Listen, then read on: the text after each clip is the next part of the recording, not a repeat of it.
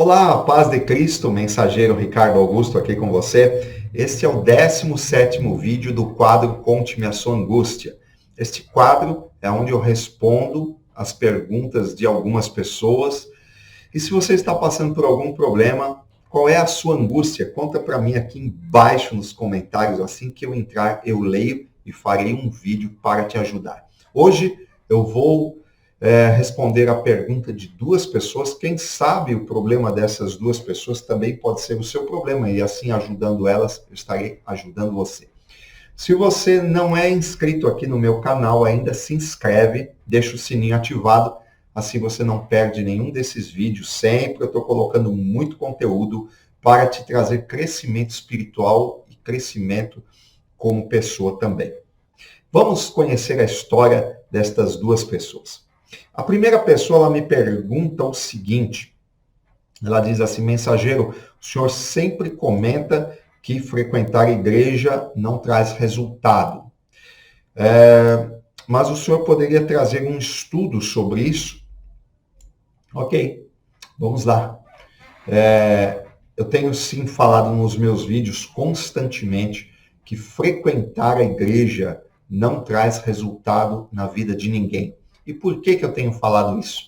Porque muitas pessoas pensam que pelo fato delas estarem frequentando uma igreja, elas vão alcançar os seus milagres, vão alcançar benefícios em suas vidas, vão alcançar o favor de Deus para as suas vidas por estarem frequentando uma igreja. Isso não é verdade. Não é assim que funcionam as coisas. O Senhor Jesus, ele não fundou nenhuma igreja. Muito pelo contrário, ele foi expulso dos templos. Quando ele pregava nos templos, os religiosos da época não gostavam do que ele pregava, porque trazia liberdade para o povo. E eles, os próprios religiosos, armaram uma situação para crucificar a Jesus. Então, Jesus não fundou nenhuma igreja.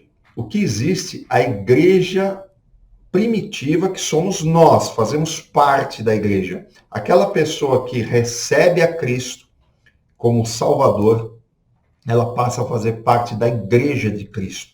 A igreja não é um prédio, não é um templo, não é um lugar, não é um salão. E as pessoas hoje em dia têm mania de chamar o salão lá onde frequentam, o templo, de igreja.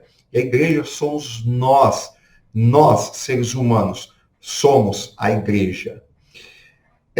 Os religiosos costumam pegar algumas partes da Bíblia para forjar essa situação que precisa frequentar a igreja. Vamos lá, vamos conhecer algumas dessas partes. Uma delas está no livro de Salmos, por exemplo, onde diz assim, Salmos capítulo 133. O Salmo 133 diz assim: vejam que bom e qual agradável é que os irmãos vivam em união. Então eles pegam esse versículo dizendo que é agradável aos olhos de Deus que os irmãos vivam em união. E eles ligam esse versículo, tá vendo? Você precisa vir na igreja, porque é agradável a Deus que os irmãos vivam em união. Mas quem foi que falou que você frequentar uma igreja, você está vivendo em união com as outras pessoas que frequentam? Eu conheço muitas pessoas, eu também já frequentei igrejas, eu também já pensei nisso. Eu também já pensei assim, que eu precisava ir na igreja para receber os meus benefícios de Deus. Mas esse versículo, ele está completamente fora do contexto. Quem foi que falou que frequentar uma igreja é estar em união com as outras pessoas?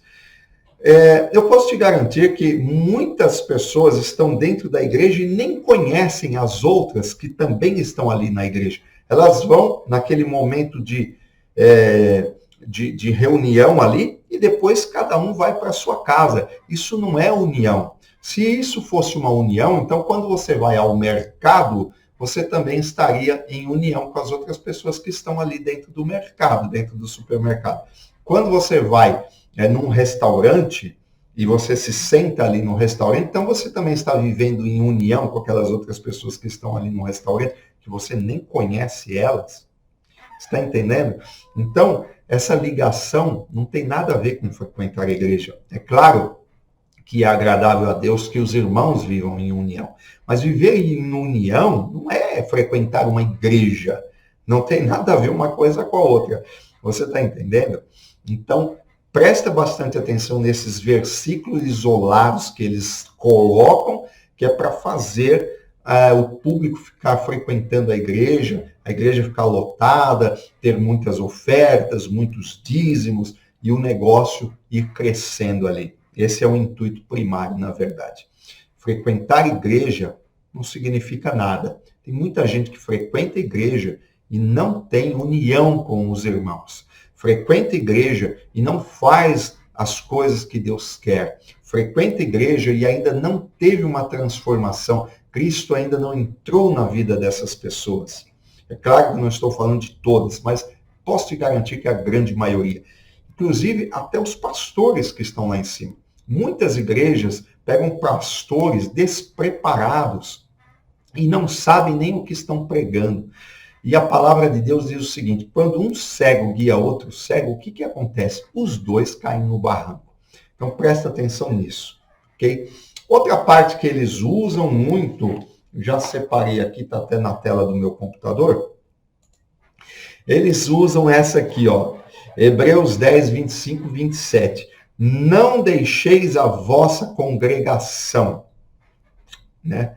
Eles usam isso, ó, tá vendo? Você tem que frequentar a igreja, porque está escrito, não deixeis a vossa congregação. Está em Hebreus, capítulo 10, 25. Ora, quem falou que a igreja é realmente uma congregação?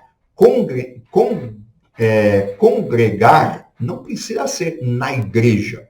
Um lugar onde você senta, como um teatro, e tem um palco lá em cima, que eles chamam de altar, né? E ali tem uma pessoa passando regras, ensinando regras. Agora vamos ficar em pé, agora vamos orar, agora vamos bater palminha, agora vamos fazer assim com o bracinho. Isso. Então, ali determinando regras para um monte de pessoas que estão ali sentadas. Isso não é uma congregação de fato, de verdade, aquela congregação que a Bíblia ensina. Congregar é você se unir com outras pessoas que também têm fé em Jesus, que também passaram pela transformação que Jesus trouxe e conversar sobre a palavra.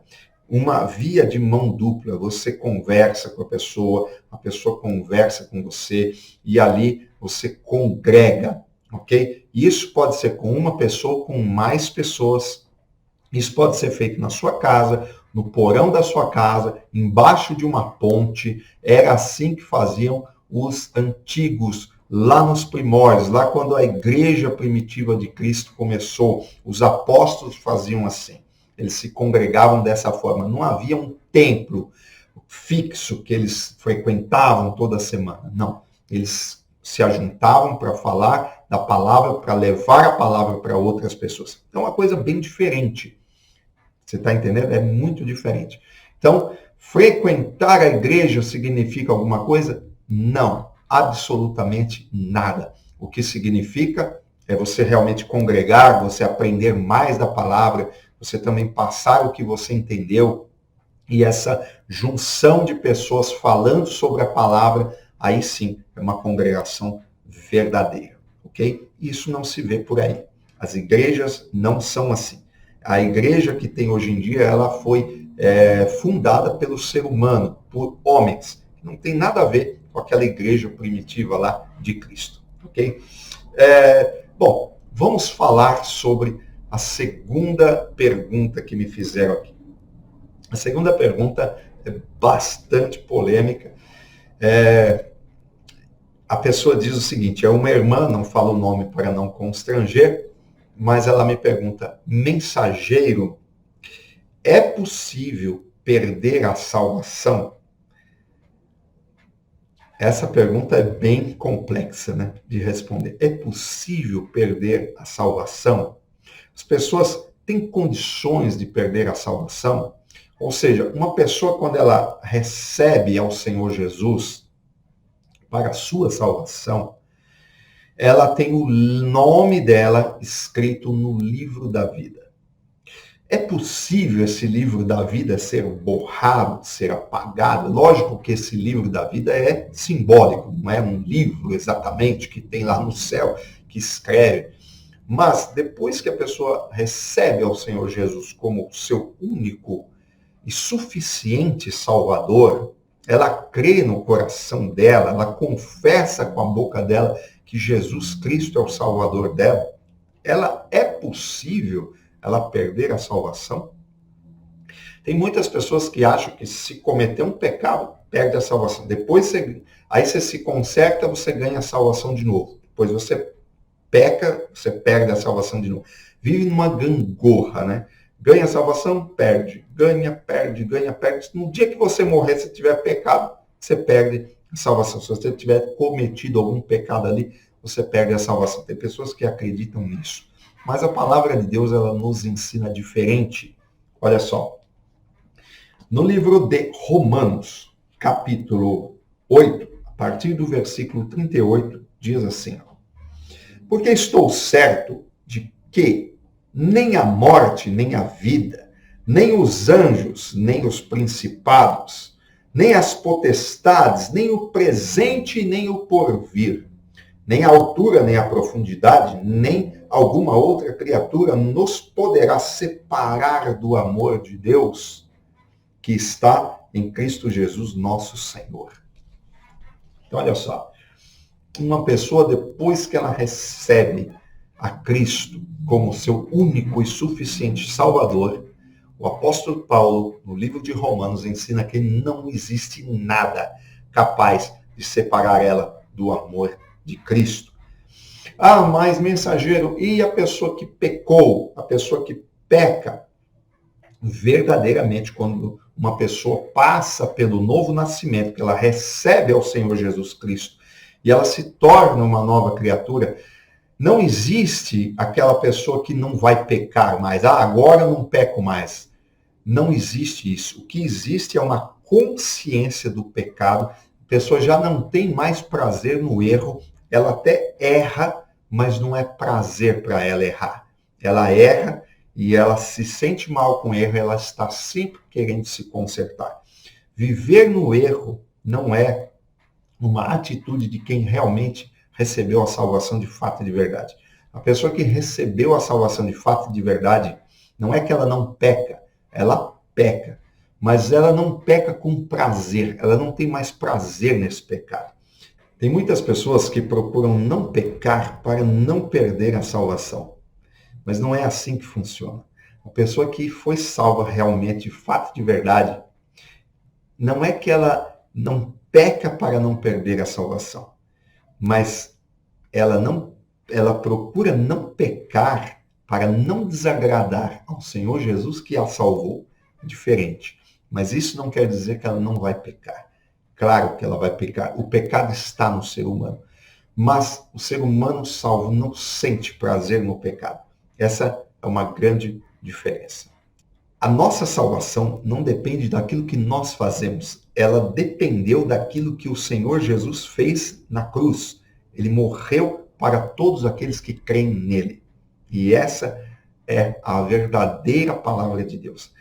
Isso é o que ensina o verdadeiro evangelho. Essa é as boas novas de fato e de verdade. Não existe condenação para quem está em Cristo Jesus. Não existe condenação para aqueles que creem no Senhor Jesus. Bom, amados, hoje eu vou ficando por aqui. Eu espero que estas mensagens do verdadeiro evangelho tenham invadido o seu coração e dessa forma tenham trazido para você a compreensão das boas novas, do verdadeiro evangelho de Cristo. Se você tem algum problema, se você está passando por algum problema, se você tem alguma dúvida, escreve aqui nos comentários, aqui abaixo. Assim que eu entrar, eu vou ler e respondo a sua pergunta. Fique com Deus. Até o próximo vídeo. A paz de Cristo.